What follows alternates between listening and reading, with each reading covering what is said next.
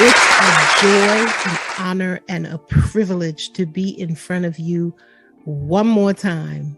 Thank you for joining me. I was told don't say good morning, good afternoon, or good evening. Well, I actually should say all of them because now we have so many listeners all over the world. So we don't even know what time zone we're falling in anymore. I'm in Eastern Standard Time, but as I type in the comments, I always address all the other world countries that are looking at us.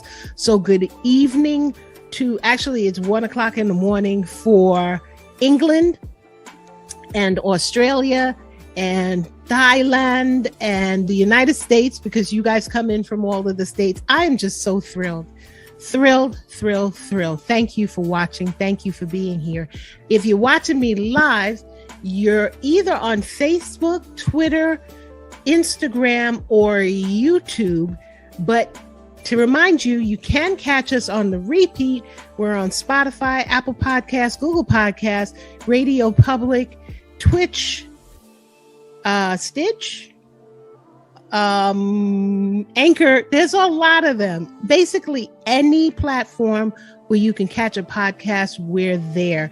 But the visual ones are the ones that you are on right now. Please share, because if you're interested in coming back, somebody else might be interested in coming for the first time. And Lord knows we need to keep our listenership up. Thank you. Today, I'm going to jump in and talk about a subject that is oh so important to me. Service. Where do you fall in service? What does it mean to you? This week, we honored Dr. Martin Luther King, and now the national holiday is considered a day of service. I usually ask people, are you going to take the day off? Because in the beginning, people weren't taking the day off. But now, once again, it's a national holiday. Post offices are closed. Banks are closed. Some places of business actually give the holiday now. So I always ask, particularly my brothers and sisters in the African American community, what are you going to do today? Collectively, most people are like so happy to just have the day off. But this time around, I got a different response as to I'm just going to hang out, maybe go to the movies because of COVID. People said they actually wanted to do something. And the consensus was, let me try that again. And the consensus was they didn't know what to do, or they had a feeling to do something within the service realm, but didn't know how to go about doing it. So today I'm going to talk to you about a couple of things, and I really don't want to spend too long. I want to start putting everything in a box so you're able to stay through the whole show. So today I want to talk about a couple of things that you can do and maybe some things that you haven't considered. So what do I say? I say to people who want to do something but just don't know what they want to do, I always say, keep it simple. And whatever you're doing, just do it from the heart. But to get more specific, well, we all know this service is something that you're doing for someone else and removing yourself from the situation in terms of how it benefits you. And honestly, it does benefit you because it gives you a tremendous feeling of self-worth for doing something for someone else. But don't make it about you. You should go into it with the understanding that service is really about your fellow man. It's about being human.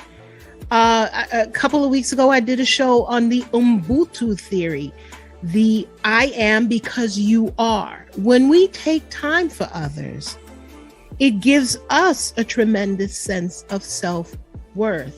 And that's really the extent of what it should be in terms of the benefit for us. You're not doing this to put it on your resume. You're doing this to help your fellow man. Having said that, let's jump right in. And this is a personal opinion. This is something that is a routine. It's a maintenance of self. To step outside of yourself and do for someone else should be a part of our psyche, because I believe that that's how we were built. The original concept of man, the original, I don't want to get into religion with you, but as a religious person, I have to. The intent was that we were put here on this earth to serve one another. So this is why I can't separate myself from service. I've lived in service my entire life. In fact, I don't know a moment where I haven't been doing something for someone else, whether it be my children, whether it be family members, whether it be the people around me. My goodness, if for those of you who actually know me, you know that I am still in contact and involved with people that I went to high school with, some junior high school. That's just who I am. Service is built in to me, which is why it's so important. But that's neither here nor there. Let's jump straight in. So it's about routine. It's about it being a part of what you do. Where does service fit into your life? The first thing that people think about when they think about service is, let me work in a soup kitchen or something. Let me spend a couple of days, or usually that's around Thanksgiving or Christmas, around the holidays where you want to help out. But here's the honest truth to that. Those soup kitchens need you more than just on Thanksgiving and Christmas. Yes, there is a double down, because especially in the economy right now and what's happened with COVID, there are more people showing up to food kitchens, but they need you all year. So if it's April, if it's June, and you have the inclination to go help out at a soup kitchen, by all means, please do. You do not have to wait for Thanksgiving and Christmas to do this. As a community, as I mentioned before, we have a responsibility to help each other. In the beginning of COVID, it was interesting when people were out of work and so on. I thought it was really heartwarming and interesting that these refrigerators were popping up on the streets and these pantries were popping up on the streets because people wanted to help. And that's something that we should be doing all the time. And I believe that if we did these type of things like growing a garden, and I'm not the only one, I might be verbalizing it right now, but I'm not the only one who thinks this way. I've spoken to many people who think this way. We should be getting community gardens and teaching the children how to garden and grow their own food. And really, with the amount of waste just in New York City, we really shouldn't have homeless and hungry people. Don't get me started on the empty buildings in New York City, but okay. Let me get back to the subject here. When I started talking about this show, one of the concerns amongst the people in the surveys that I was taking with regard to service was, well, how do we do this effectively during COVID? Reasonable question. With all the restrictions that we have with the masking and the 6 feet apart and the immunizations, it is a little more difficult, but it can be done. Because let's start with something really, really simple, but so important. Blood banks. Right now, because of COVID, because of the hospital situation where they were overloaded with other things, because of buildings being shut down and businesses being shut down, the blood banks really had diminished on their normal traffic of people coming in to give blood. So now this is an act of service. Most of them are open now. In fact, you can contact the American Heart Association can direct you to where they're giving blood, or you can go to nybc.org. That's the New York Blood Center, and you can make an appointment. They're socially distanced. You have the appointment.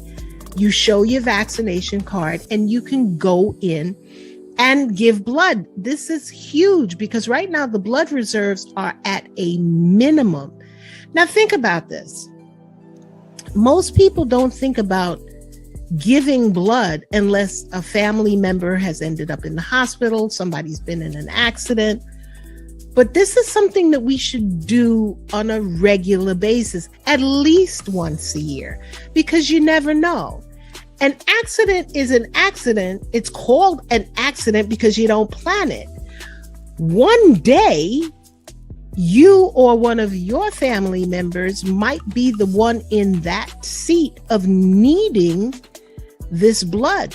Maybe it'll be a transfusion, maybe it'll be a car accident, even in pregnancy. Sometimes a pregnancy goes wrong or a delivery goes wrong, a C-section goes wrong. Heaven forbid, but at least there's a blood supply that can suffice to have your loved one be taken care of while in the hospital. So go in. And sometimes, not for nothing, people who don't go to the doctors regularly and really should be checking in and doing blood work, sometimes they catch something in your blood work that needs to be looked at. So it's a twofold benefit if you go and do this. All right, as I said, that was the nybc.org, which is the New York Blood Center, or you can try www.redcrossblood.org. Check it out. Make an appointment. It's a simple way to provide a service to your fellow man. Here's one, and it's very personal. Some of us during COVID have gotten so wrapped up in the woe is me and things are not going right. And oh my goodness, I'm so depressed. And sometimes if you just pick up the phone and call a friend and check on someone else, it lifts you out of your funk and it connects to them and lifts them out of their funk. Because sometimes some people just need a phone call. They just need another voice. We have lost the ability to really touch and connect with each other outside of Zoom, but sometimes just a personal touch to everything can really make a difference. And that in itself is a form of service as well. So you might want to try that. Another thing is you can effectively donate your time through the internet. Think about it. If you can tutor in person, that means that you can tutor over the internet. So you could be helping kids with auxiliary homework. I mean, come on, you know that you could be making money off of this. I know that you could be making money off of this, but you can actually provide a service, if even it's to your nieces or nephews or the neighborhood kids or friends. Just if you're good with math, or if you're a teacher or a tutor, these are some ways where you can provide service to your community by helping children, or even, here's a biggie, helping people learn how to speak another language. There may be people who don't speak English that need help in your original language. You know their original language. And once again, you can do this over the internet. There are many, many corporations that offer this service. All you really have to do is Google it. But the thing is, it's connecting you and you can still provide service for someone else. Because isn't that the point? Lifting ourselves through service. Have you ever thought about becoming a pen pal? I mean, really old school pen to paper pen pal. There are so many communities of elderly people that need that uplift, that their families are no longer there for them. Maybe they're the living survivor, or their daughters or sons or other family members are so far away. They feel disconnected. And not everything has to be Zoom, because the older population is really not familiar with Zoom, even in a nursing home situation where they might have a nurse or an attending to help them. It might not be convenient for them to be online, or it may not even be compatible with whatever machinery is being used around them to be online. So there's that old school flair of writing a letter, because that's their generation. That's what they come from. So you might want to do that as well. Connecting with an elderly population really is something that it connects you. It's a historical connection. They tell stories, and sometimes they just want somebody to listen to them. That is a form of service, just sitting and listening. And heaven knows you might actually learn something. If you have children, this is also a way for you to involve them in service, because there is no greater connection. And it's very amusing to watch an elderly person with a young person, and they seem to connect somewhere in the middle and create this magic and these friendships. So really, that's something, especially again, if you have children, that you should look into. Sharing time. It doesn't cost a thing. Here's one that I loved. At the beginning of COVID, I had a sorority sister who went online and read children's books. She actually went into her collection of children's books, pulled them all off of the shelf, and set up a Zoom with a nice little background of whatever storybook it was. And with the kids home during the remote learning, it was actually a relief in the evening for the parents who could get their hands free for just about an hour with somebody reading to their child online. And it was just magical. She's an author. Her name is Maureen Anderson. And she would literally sit there with the book. So like, when you used to go to the library and they did story time, and she would flip the pages, and the kids, some of them would come on Zoom and read along with her. That's a form of service. And that's something that you can get into. You don't even have to leave your house for that one. And not only can you do it with children, but you can do it with adults as well, aging as well, or convalescents as well.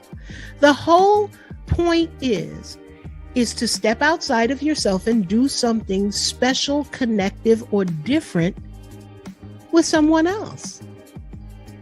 Here's an interesting one.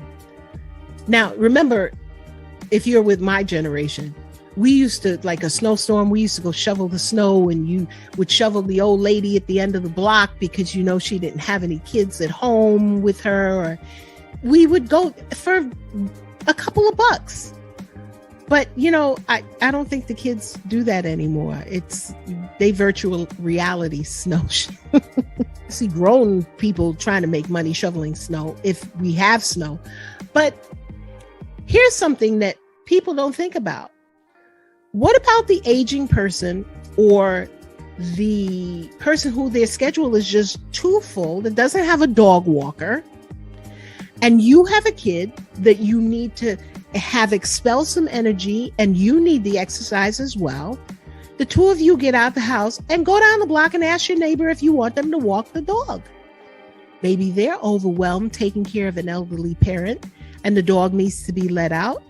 Suppose you take your son, your daughter, and go for a walk and teach them how to walk the dog while you're getting exercise. Your child is getting exercise and is playing with the dog. You're doing your neighbor a favor and you're doing the dog a favor, and it's a form of service. Once again, we're discussing things that you may not have thought about to do. And on that note, we're going to take a quick break. We're going to go jump over and see what Jax is doing, because she's always cooking up something. And when we come back, we got a couple of more suggestions as to how we can engage in service.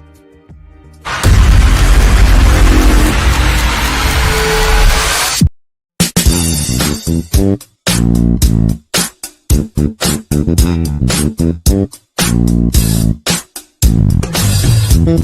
everybody, what's good? It's Jax. I'm back and welcome to another episode of All Jax Stuff. Now look, if you need a bit of escapism, you just want to laugh for a little bit, that's what I'm here to do, okay? So make sure you hit that subscribe button, comment down below, let me know that you're checking it out, and like the video, share it with your family, share it with your friends. I think it is time to start the show. Calling all cars, calling all cars. We need the grammar police on the scene because it is time for... What did you say?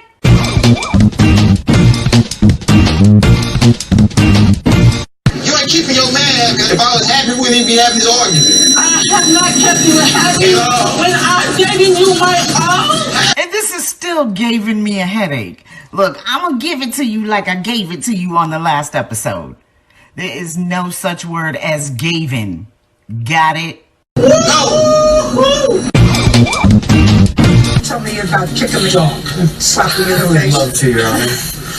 November 22nd, the day after her birthday, she came over to my house at 5:30 something in the morning. She literally stampled over my roommate's daughter. Whoop, whoop, whoop. Word merge alert. Okay. Stumbled and trampled equals stampled. Look, if it's a good word merge, I'm not mad at it. Okay, it's just a time saver. The oldest president of all time.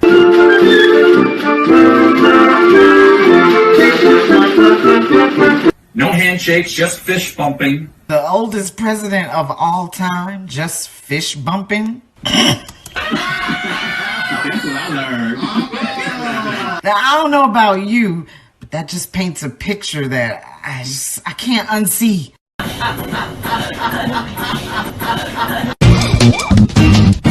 lot of fucks are also wondering about larger groups. What did you say? A lot of fucks are also wondering. Wait, what? A lot of fucks are also wondering. Kate McKinnon. Sneaky, sneaky. You got away with that one on live TV. But I bet you that's something Dr. Fauci wish he had the opportunity to say. I'm paying the consequences for it right now. Consequences? Dude, you are a full-grown man, and you should know how to say that word. No, I really messed up. Yes, you did. I get that. Okay, so then I'm gonna need you to try a little harder in the future. Okay? Okay? You should accept me whether I like man at the time or woman or whatever I like. You should accept me for me. It doesn't matter if I'm LG, you know what I'm saying? He's LG, so like, what is it, LG, how you say it? LGBT. He's LGBT, so what does that mean exactly? What does it mean exactly? What century are you living in where you don't know what LGBTQIA2S+ stands for? Let me break it down real quick. Lesbian, gay, bisexual, transgender, queer or questioning, intersex, asexual or ally, and 2S has recently been added, which represents two-spirited. This is something indigenous people use to describe their sexuality or gender. And the plus stands for inclusivity. Are we good? Very. Hey, we're back, family. This is ESP, and we're just sitting here talking about a couple of things that you can do in terms of service to help out your community and to edify your spirit, to lift you up, to lift someone else up, hell, to make somebody's day. Have you ever thought about organizing a can drive? When I go shopping, every time I go shopping, I buy one extra can or one extra box of something and put it to the side. Ever since the kids were in school, I've done this because, somewhere along the line during the school year, they're collecting something, or if it's the holidays, they want to collect something. So I've got a whole box full of stuff. Start a drive in your neighborhood. There are a lot of families who are afraid or embarrassed to say that things are going south and the money is thin. Now, I know that this pandemic has hit everybody. Go forward in helping someone rather than waiting for someone to say that they're in need. I mean, we have eyes. We can figure it out. We know what it is. We know when things get thin. In fact, just pick somebody. No one is going to refuse a gift. In fact, you go to somebody's house with a box full of stuff, they're going to be like, oh, wow, thank you so much for thinking of me.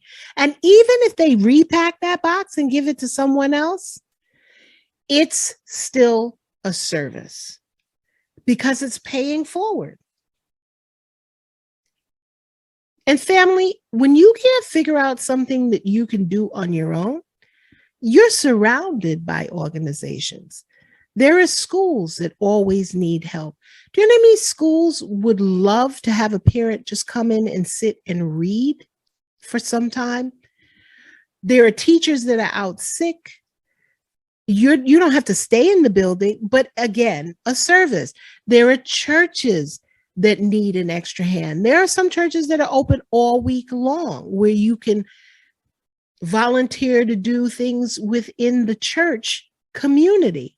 In fact, we're going to take a quick break. And when we come back, I'm going to discuss a couple of things that you can do with some trusted organizations. Because see, here's another thing. People want to give, but they don't know who to give to because you never know where the money's going to go. So I'm going to expose you to a couple of associations that I actually use that you may be able to tap into as well. So once again, we'll be back in a minute. We're going to take a break with our sponsors, IAS Live Music Review. We'll see you in a minute with ESP Speaks.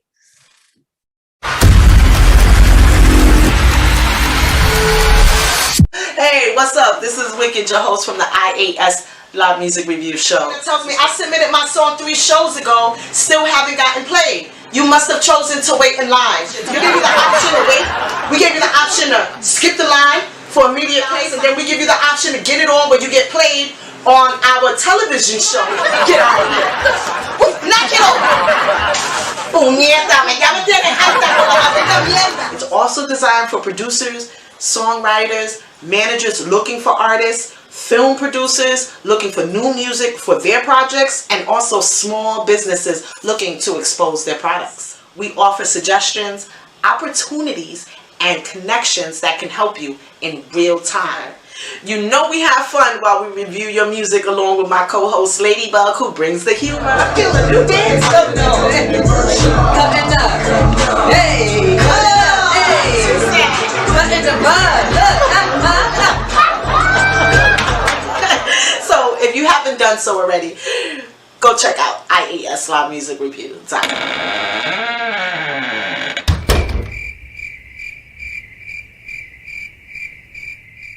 Hey family, welcome back. You know, I would be remiss if I didn't talk about these 2 major incidents that happened up in the Bronx this week. There was a fire that killed 17 people, 17 or 19, I think it was 17 people. And when that happened, the outpouring of empathy for the whole situation was very, very great. But once again, there's a fear amongst people as to who do I give to? What do I do? They weren't really accepting a lot of material things at first. They were trying to get cash. And that's always a sticky situation. When people are asking for money, it's very leery. So let me put you in to a couple of organizations right now who they were collecting. I know let's start again. Hip Hop Boulevard and the Coalition for Humanities, which is a Curtis Blow corporation.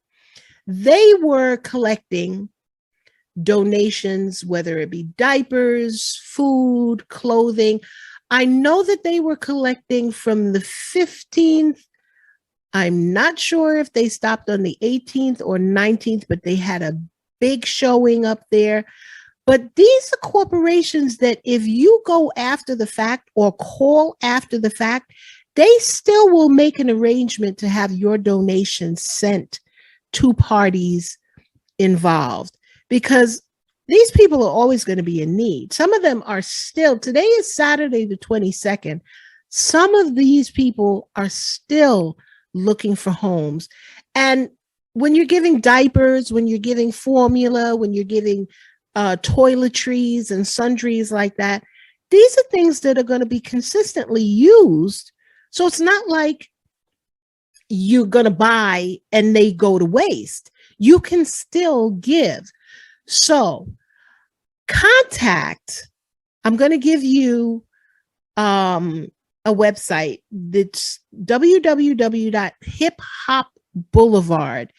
There is a gentleman by the name of Eddie Rivera or Renee Mickens or Al Pizarro. Al Pizarro is he runs the organization. He's the COO right now. And their website has a phone number. If you contact that phone number, in fact, if you go to the website, there probably will be a sign for that coalition and Hip Hop Boulevard donations that they were taking for that. And you'll be able to forward them there. Also, there is another association, and I'm going to put these things up. In fact, they're probably flashing left or right of me. There is another organization called Easy Living Shelter. Now, they are, I think their event is upcoming. So once again, I'm sure I'm flashing it on the screen at this point. Easy Living Shelter has a coat giveaway because we're in the middle of winter. They're going to need coats and clothing and stuff like that, which eventually will land in the hands of people in need because that's what they're collecting for. It's a really great event. I've been to their events before. And once again, the name is Easy Living Shelter. They're also located in the Bronx. They have a .com as well, or a .org. But the one who runs that organization, his name is Naquan Hasselback. They do events all throughout the summer and all throughout the year, and they're very much invested in children and like the backpacks and funding activities for them. And it's just a really, really great organization if you want to donate to, if you want to give funds to, just something that you can stand behind. So once again, that's Easy Living Shelter. And I'm sure I'm showing their event as well, because I know they have something in January. In fact, they have something every month. Every time you turn your head, Easy Living Shelter is doing something. So really take a look at them. And these are ways to help you become a part of service. And who knows, in contacting either Hip Hop Boulevard or Easy Living Shelter, you may actually join their team and get on board. And that in itself will be a part of your service to your community, especially if you're up in the Bronx.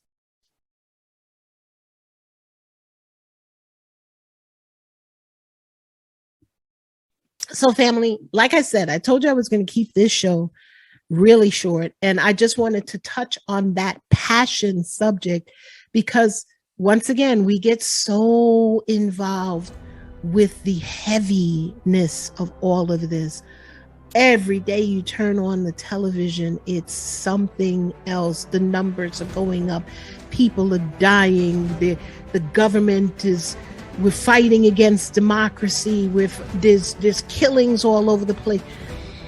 Sometimes you just have to take a breath, and part of the healing, part of the resolve is learning how to step outside of yourself and add to other people's lives and not just consistently be thinking about you.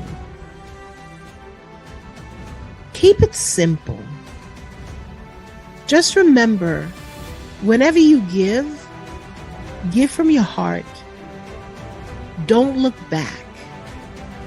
When you give to someone or give to something, it's not about controlling what they do with it. Once you let it go, you've done what you're supposed to do. It's on the other person who's receiving or being the conduit to the person in need that they have to do what they're supposed to do as well. You can't think about what it's going to give back to you other than a sense of joy. Anyway, it's always a pleasure to be here with you. Thank you for letting me come into your home, your car, your space. It's always a wonderful experience for me to share with wonderful people. So, I want you to have a good week this week. Do something for someone else. Stay positive.